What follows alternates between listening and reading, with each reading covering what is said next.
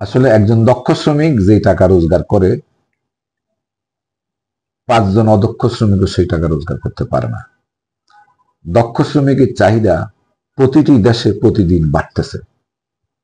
আমাদের দেশেও বাড়তেছে দক্ষ শ্রমিকের চাহিদা, বিদেশে তো বাড়তেছেই। এখন দক্ষতা বৃদ্ধি করার কোনো বিকল্প নাই, দক্ষতা আমাদেরকে বৃদ্ধি করতে হবে। এবং সেটা কিভাবে করব? প্রথম কথা হচ্ছে যে কি, আমাদের যে টেকনিক্যাল ভোকেশনাল সেন্টার গুলো আছে, সরকারি বেসরকারি, এবং যে টিডিসি গুলো আছে, প্রত্যেকটা জেলা শহরে যে আমাদের টিডিসি আছে, সেই টিডিসি গুলাকে আমাদেরকে ভোকেশনাল ট্রেনিং এর আওতায় নিয়ে আসতে হবে। অনেক টিডিসি জুয়ার আড্ডা হয়ে গেছে, বেগারের আড্ডা হয়ে গেছে, হিরোইনচির আড্ডা হয়ে গেছে। সেখানে কোনো লোকজন ট্রেনিং হয় না, নামমাত্রা আছে, সেখানে বেতনও চলতেছে, ভাড়াও চলতেছে, সরকার এখানে কোটি কোটি টাকা ইনভেস্টমেন্ট করে বসে আছে।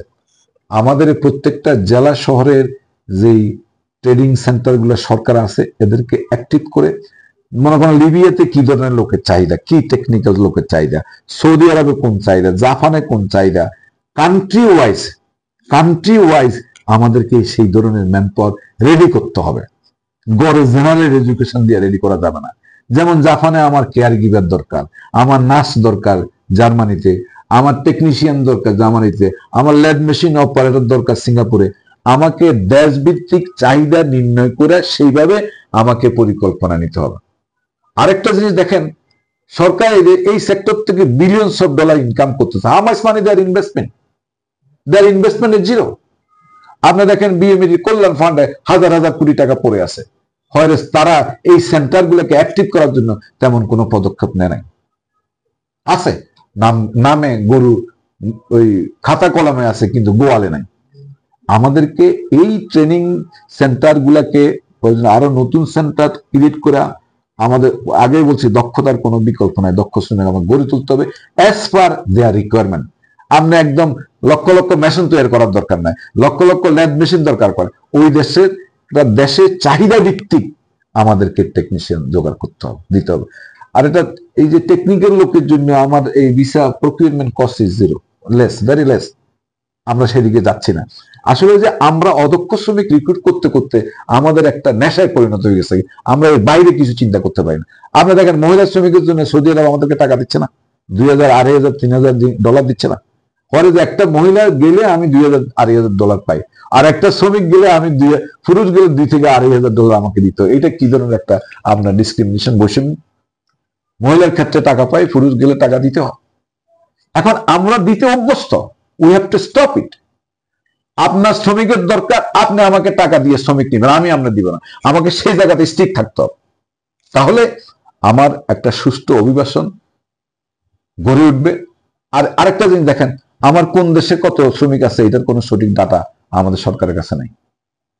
প্রত্যেকটা অভিবাসী শ্রমিকের বৈধ অবৈধ সরকারের কাছে ডাটা থাকা দরকার, যে আমার সৌদি আরবে কত লক্ষ শ্রমিক আছে, কোথায় আছে, বৈধ কত, অবৈধ কত। যে কোনো উপায়ে এটা ডাটা করতে হবে। এই ডাটা করতে হবে দেশের স্বার্থে, শ্রমিকের স্বার্থে। আপনার এই ডাটাটা এত বেশি ডাটা না থাকলে আমি তো কোনো পরিকল্পনা বাস্তবায়ন করতে পারতেছি না। আরেকটা ব্যাপার, যেমন সৌদি আরবে দূতাবাসে কনসুলেট লোক সংখ্যা কম, আমি সেই দূতাবাসের লোক সংখ্যা আমাকে কয়েক গুণ বৃদ্ধি করতে হবে। সৌদি আরব আমার বৈধ অবৈধ শ্রমিক আছে প্রায় 35 লক্ষ বর্তমানে। আমার কয়জনের স্টাফ আছে, কয়জনের স্টাফে সার্ভিস দিতে পারবে? আর হয়তো সৌদি আরব থেকে আমি বিলিয়ন ডলার রিমিটেন্স পাচ্ছি প্রতি বছর। তো সেই জায়গাতে আমি আরো 10টা 20টা এমপ্লয়ি ওখানে দিতে আমার অসুবিধাটা কোথায়? দুইটা জিনিস, আমার দূতাবাসের কর্মকর্তা বাড়াতে হবে, এবং যে কর্মকর্তা যাবে সে যাতে আরবি ভাষায় কথা বলতে পারে, ওই বাংলা ভাষা ওখানে চলবে না। আমাকে তাকে এখানে আরবি ট্রেনিং দিয়া তারপরে আমাকে সৌদি আরব ট্রান্সফার করতে হবে, ইংরেজি ট্রেনিং দিয়া আমাকে তাকে ব্রিটেনে পাঠাতে হবে, জাপান ভাষা ট্রেনিং দিয়া আমার কনসুলের লোকজন যাতে জাপানি জানে, আমার কনসুলের লোকজন যাতে কোরিয়ান ভাষা জানে, আমার কনসুলের লোকজন চাইনিজ ভাষা জানে। আমি দেখছি লিবিয়াতে প্রত্যেকটা চাইনিজ কনসুলেটেরা তারা আরবি ভাষায় কথা বলে, ফ্লুয়েন্ট আরবিতে কথা বলে এবং লেখে।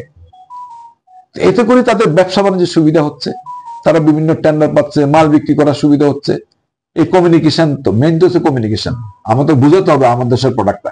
আমাদের বিদেশে প্রত্যেকটা দূতাবাসে যারা কর্মকর্তা, ওই রেসপেক্টিভ কান্ট্রিতে যারা কাজ করবে, চাকরি করবে, অ্যাম্বাসেডর থেকে আরম্ভ করে পিএম পর্যন্ত, দে মাস্ট লার্ন দ্যাট ওই দেশের ভাষা জানতে হবে। এখান থেকে শিখি তারা যাবে। এটা একটা। আর দূতাবাস যে সমস্ত দেশে আমাদের শ্রমিকের সংখ্যা বেশি, যেমন মালয়েশিয়াতে আমাদের শ্রমিক আছে, আবুধাবিতে আছে, কুয়েতে আছে, কাতারে আছে, সৌদি আরবে আছে, এই সমস্ত দেশে আমাদের কনসুলেটের সংখ্যা, এই কর্মচারী কর্মকর্তার সংখ্যা বাড়ায় দিতে হবে, আদারওয়াইজ আমরা সেই সার্ভিস পাবো না।